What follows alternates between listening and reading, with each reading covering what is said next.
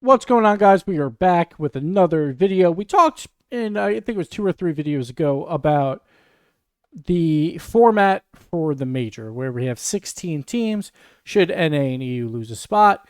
And then I talked about that, I think the ideal format would probably be 18 teams. And this would rely on, obviously, because, you could always go to 24 or 32 teams or whatever you want.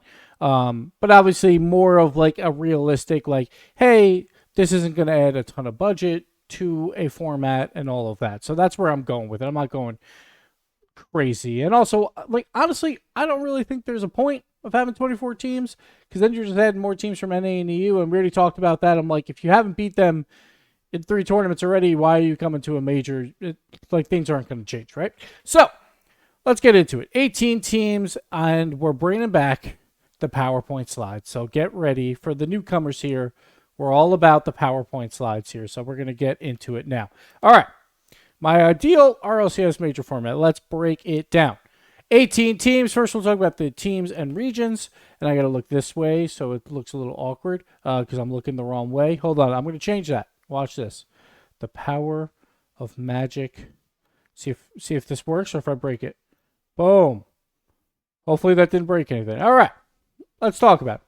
18 teams for the major, 5 NA, 5 EU. We keep that. 2 OC San Mina, so we give Mina 1 extra spot, 1 SSA, 1 APAC. I think in the future, maybe we'll make a video about, is there a way to move these spots around?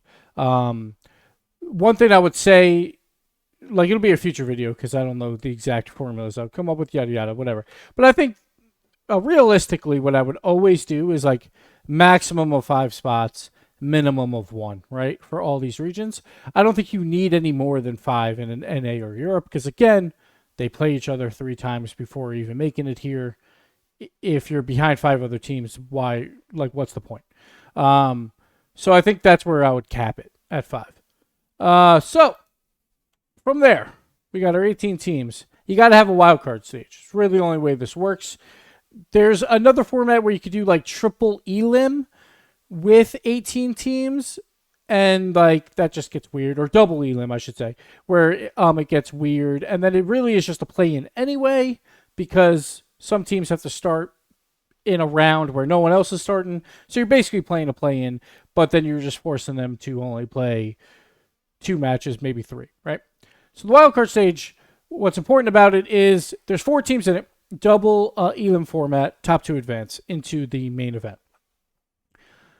You get 5 matches, best of 5, top 2 events, yada yada. For the first major, teams that would be included, so I would do SSA and MENA 2 because they're new.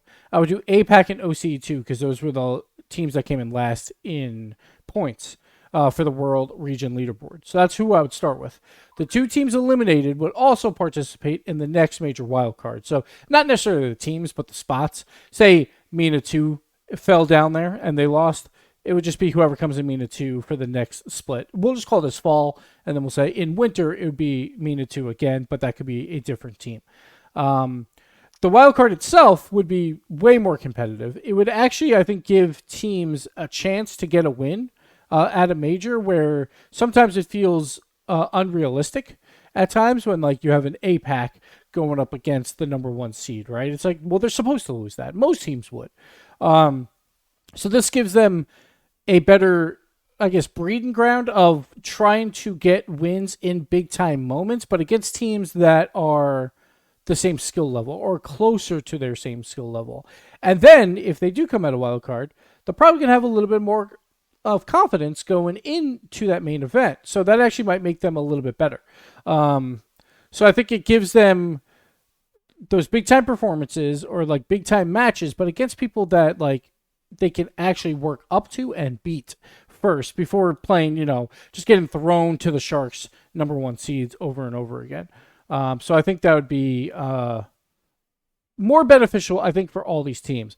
The problem is, would these teams care that they only made wild card and not main event? And that's a possibility for sure. But I think these pros outweigh those cons. They will at least have a goal to aspire to, hey, we want to make the main event, right? Compared to we want to win 1 series in the main event, but they're always playing really tough teams, yada yada. I don't know. All right, moving on. Main event would be Fall Swiss, and I would do Fall Swiss for every single event. I don't think that needs to change. I think that's been a thing that I've had an issue with, I think, over these past 2 years, is I liked the first year trying to experiment, trying to find good formats. But then going into year two or even beyond, maybe, of like, hey, we've tried all these. I think Fall Swiss has been the most fair.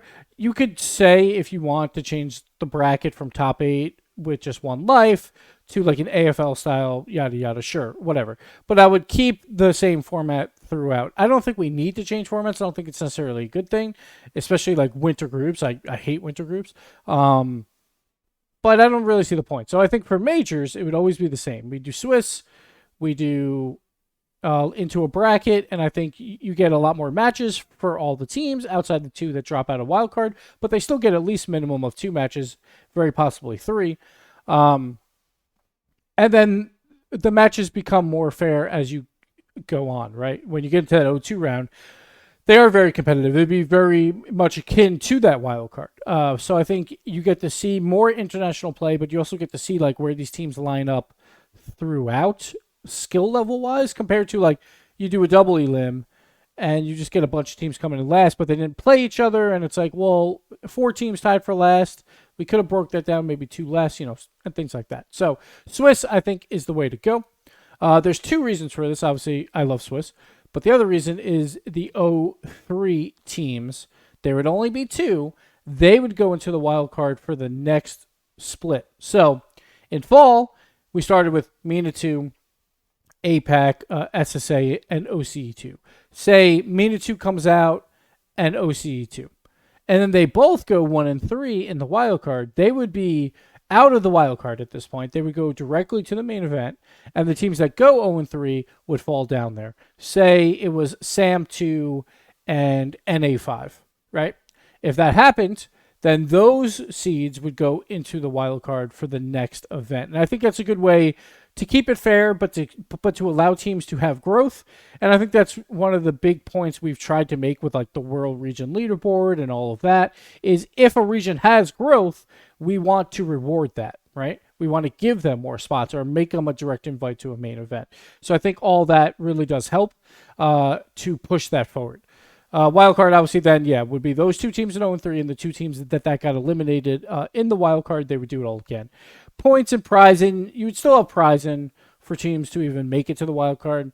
Points, you'd probably give them minimum amount of points, because we always double it.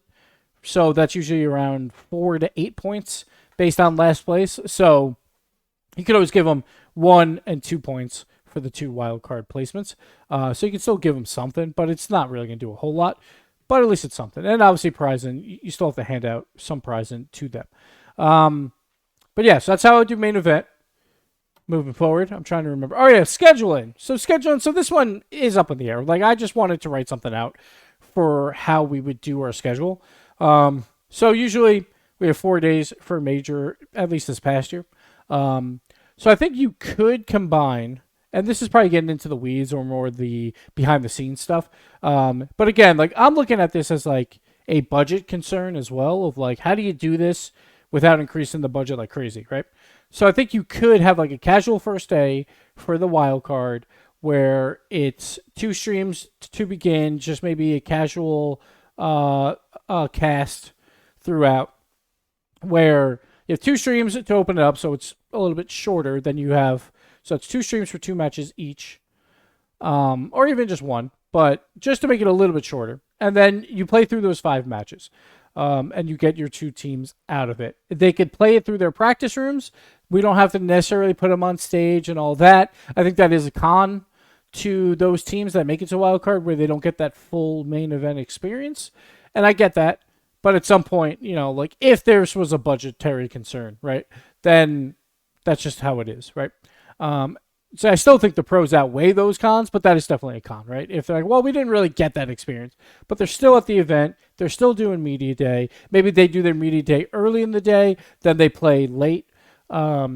But they still get those experiences. They still get to scrim all the teams and all of that and get some practice in with everyone. So I think it is still very much worth it, even if you are a wildcard team and you get dropped out. I think you still get very, very beneficial experience throughout, and hopefully it'll make your team better in the long run, and you're still striving to make it to a main event.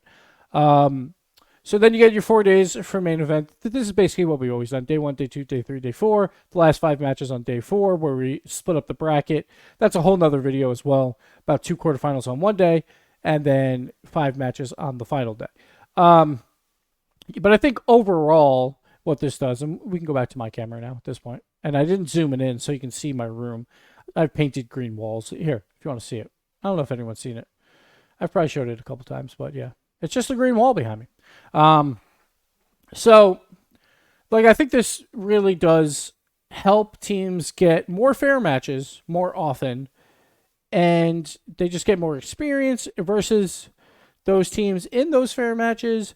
They have something to strive for. Yes, technically it's a downgrade, I guess, for 2 of the teams, because when you go to 18 teams, only 2 of those teams are going to get knocked out in wild card. So I think right now, very likely, you would say it would generally be APAC and SSA. Now, APAC has been fighting, and we'll see at the World Championship if they do fight in that wild card spot and see if they can take down any of the other teams.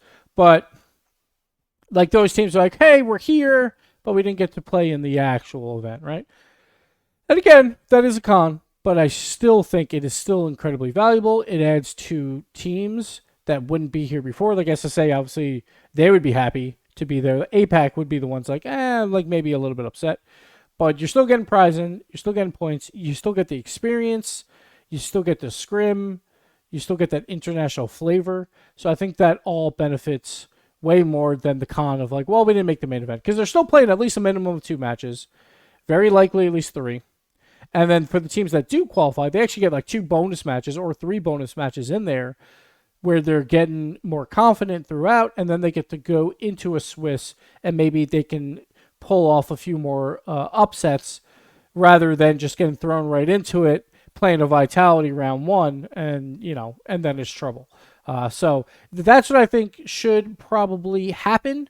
Like, if it was up to me and if there was a way to balance everything out, I would go 18 teams, add SSA, add MENA 2, and do this wild card into main event, which would either add 1 day of a normal show or just 1 day of casual matches into the normal main event schedule. So that's what I would do. So let me know what you guys think below. Comment, tell me why I'm wrong, tell me why I'm right. Tell me why I'm beautiful, whatever you want to do. Then hit that like button. I think that's what YouTubers say. And hit the subscribe button for more videos. We're trying to put them out every Monday, Wednesday, Friday. It might be a little bit more difficult when the World Championship rolls around. I'll be there for the main event only. So we might miss a day or 2 because of that. But we'll catch back up. So thank you guys for the continued support throughout. And we'll see you next time. Bye-bye.